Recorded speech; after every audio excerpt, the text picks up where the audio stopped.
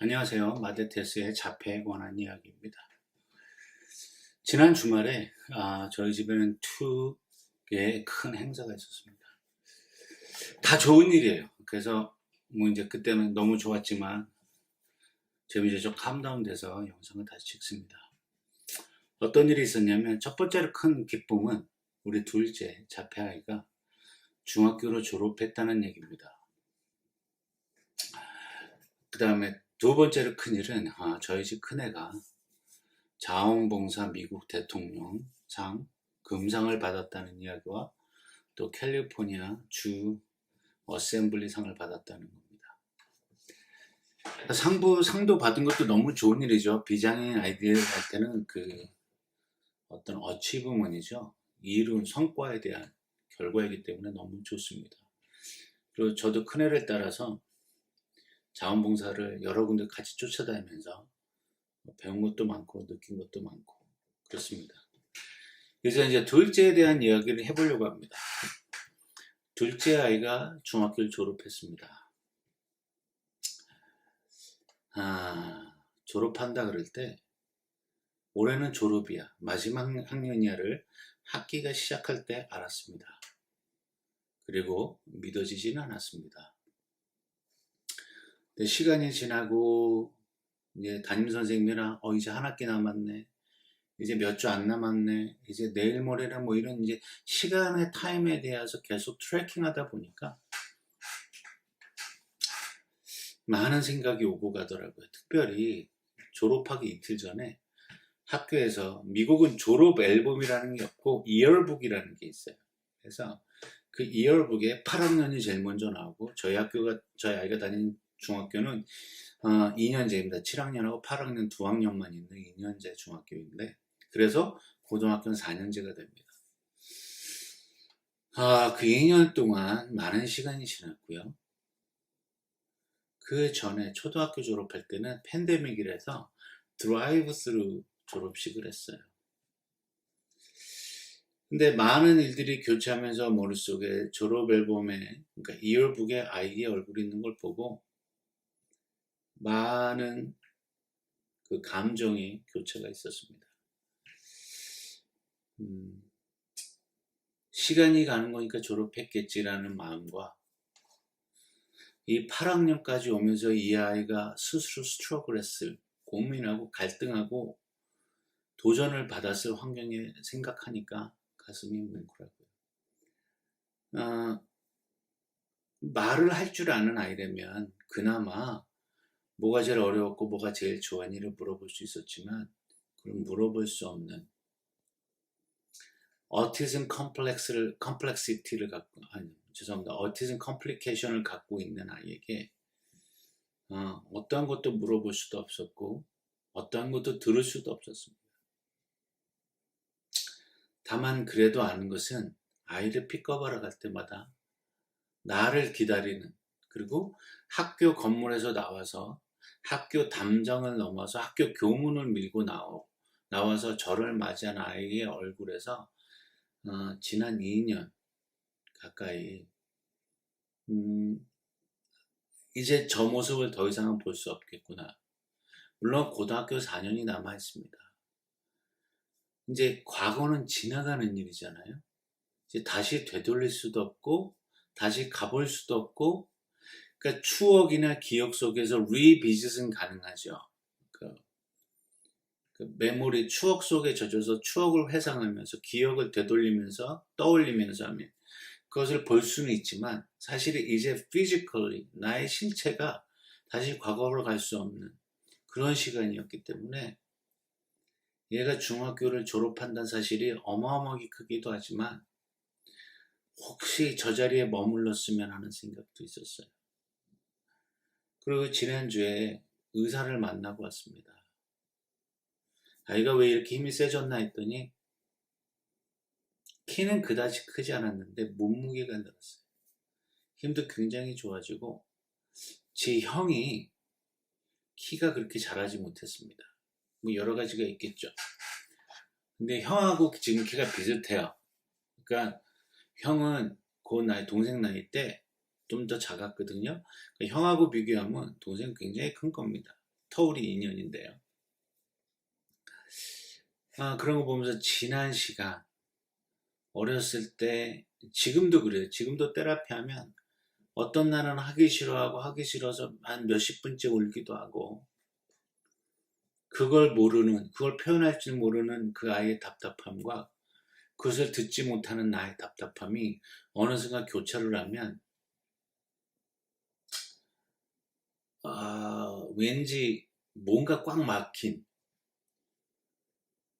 무언가 소통이 안 되는, 근데 그렇다고 벽하고 대화하는 거하고 조금 다른. 가끔 영화에서 보면 혹시 그 미국 드라마 도움이라는 거 보셨나요? 갑자기 어느 날 하늘에서 반유리 구슬이 딱 내리면서 유리 구슬 안에 있는 사람들과 밖에 있는 사람 소통이 안 돼요. 그러니까 딱 그런 느낌이에요. 보고 입모양으로만으로도 알 수 있다면 이 친구의 의사소통, 이 친구의 생각을 알 수 있을 텐데, 저희 아이는 non-verbal 무발화예요. 그러니까 전혀 이야기를 하지 못하고 인지장애도 있어서 자기가 어떤 걸 겪고 있는지에 대해서도 잘 몰라요. 그러니까 과연 제 마음에 기쁨과 불안함, 사실 미래는 unsure잖아요. 확신치 않아요. 그럼에도 불구하고 비장애인들도 살아가기 어려운 미래, 현재가 갑자기 제 마음속에 투영이 되더니 이 아이가 과연 여기서 머물러 있는 게 좋지 않을까? 또 한편으로는 그래, 여기까지 네가 해놔줘서 고맙다라는 마음속의 격려와 칭찬도 있으면서 부모로서 저 밑에 깔려 있었던, 그동안 생각지 않고 싶었던 또 하나의 different challenge죠. 고등학교라는 그것을 맞닥뜨리는 아이의 모습에 어떻게 하면 아빠가 도와줄 수 있을까? 어떠한 모습이 내가 2층으로 잘 도와줄 수 있는 모습일까? 고민했습니다. 그리고 매년 혹은 어떤 일들이 지나갈 때마다 계속 챌린지가 생깁니다. 제가 좀 웃으면 얘기 하나 할게요. 저희 아이는 뭐 남자애들이 다 그런 것 같아요. 이쁜 여선생님을 굉장히 좋아합니다. 이쁜 여선생님, 그러니까 ABA 테라피스트거나 이쁘거나 오랫동안 관계를 그러니까 관계를 지속적으로 가졌던 사람들, 그러니까 여기서 말하는 관계를 릴레이션십이에요.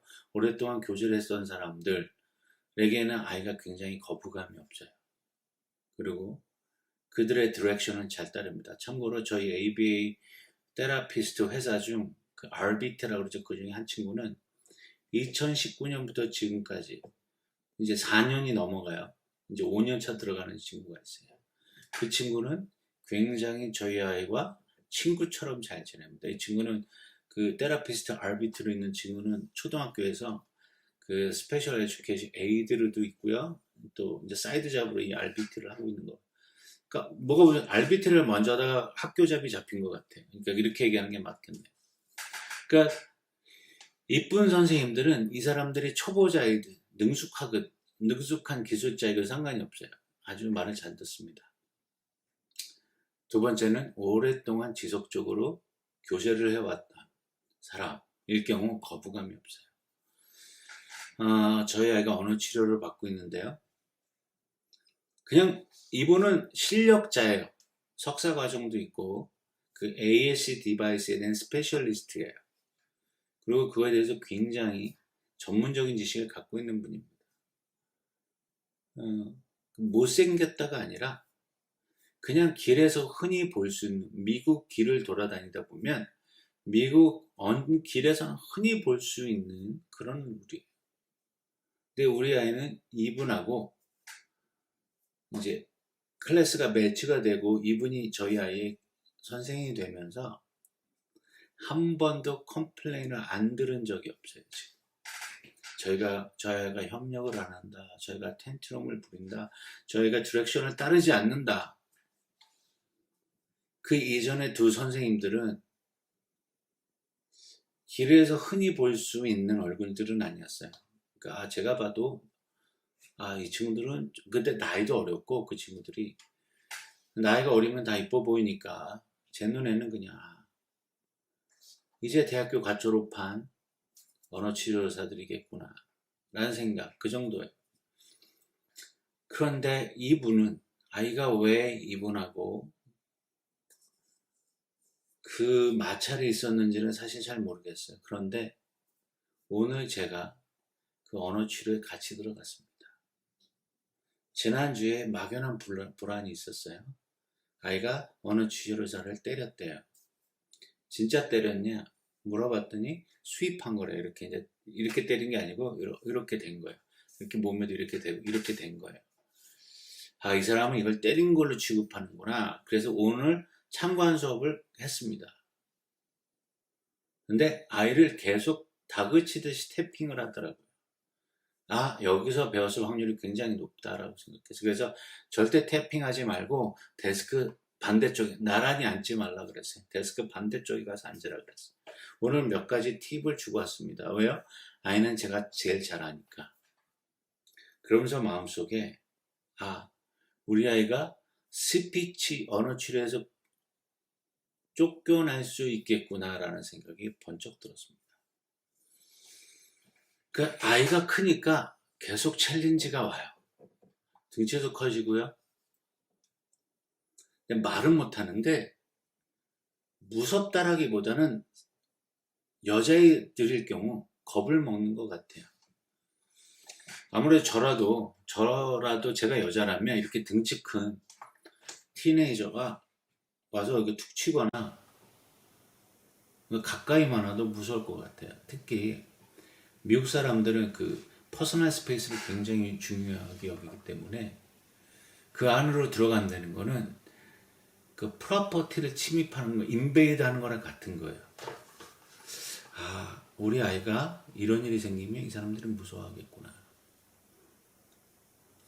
그러니까 중학교를 졸업해서 마냥 귀엽고 이게 참 그렇더라고요. 중학생이라는 타이틀을 갖고 있을 때 물론 요즘 한국의 중학생들은 굉장히 무섭잖아요. 중학교 2학년, 중2병 그리고 무슨 촉법소년 이런 거에서 고 중1, 2학년 혹은 초등학교 6학년 그 아이들이 굉장히 무서운데 그럼에도 불구하고 저희가 아이 같은 장애를 가진 아이들은 굉장히 순수하거든요. 어떤 의도가 없어요. 남을 해하려고자 하는 의도가 없음에도 불구하고 거길 졸업해서 고등학교를 가고 등치가 더 커지고 지금처럼 지적인 수준이나 인지 능력이나 지능이 똑같은 수준이라면 사람들이 무서워하겠다. 남자들은 좀 다른 것 같아요. 어떤 자기한테 threatening 무서움이 느껴지면 그 사람은 피지컬 어떤 육체적 공격으로 방어를 하거든요. 여성분들은 그래도 도망가는 편이에요. most of the time. 근데 남자들은 공격을 해요. 근데 우리 아이가 그런 의도가 아님에도 불구하고 지나가던 사람이 받아들일 때 공격으로 받아들였다면 당연히 맞아야 되는 거죠. 그러니까 제 안에 그럴 일이 없겠지만 이제는 더 가드가 필요하겠구나. 이 친구가 더 보호가 필요하겠구나 생각이 스쳤습니다. 그러니까 너무 중학교를 졸업해서 기쁘고 그리고 그 지나온 시간의 눈물과 후회와 두려움, 걱정들이